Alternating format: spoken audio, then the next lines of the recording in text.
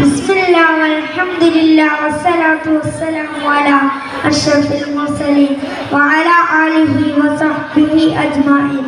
അമ്മാ ബഅദ്. ആദരണീയരായ ഉസ്താദുമാരെ, പ്രിയപ്പെട്ട കൂട്ടുകാരെ, ഉപ്പമാരെ, അസ്സലാമു അലൈക്കും.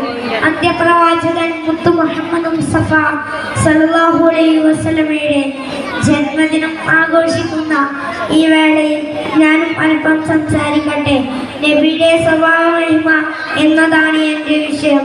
വിഷയത്തിലേക്ക് കടക്കുന്നതിനു മുമ്പായി കഴിഞ്ഞ വർഷം ഈ വേദിയിൽ നമ്മുടെ കൂടെ ഉണ്ടായിരുന്ന അബ്ദുസലാം ഉസ്താദ് ഇന്ന് നമ്മുടെ കൂടെ ഇല്ല.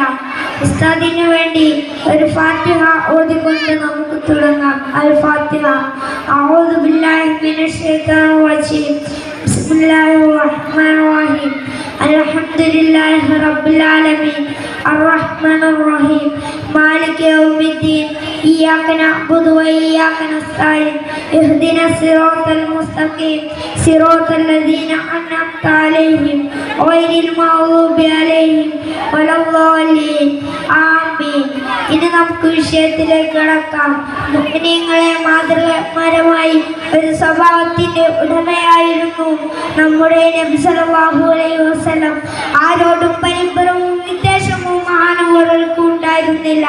വിനയം, അനുകമ്പ, സൽസ്വഭാവം ഇതെല്ലാം തന്റെ ജീവിതത്തിൽ ഒഴിച്ചുകൂടാത്തതായി അദ്ദേഹം കണക്കാക്കി.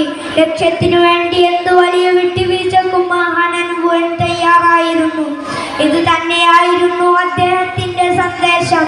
ഇത്രയും പറഞ്ഞ് ഞാൻ എൻ്റെ വാക്കുകൾ നിർത്തുന്നു. അസ്സലാമു അലൈക്കും വറഹ്മത്തുള്ളാഹി വബറകാതുഹു.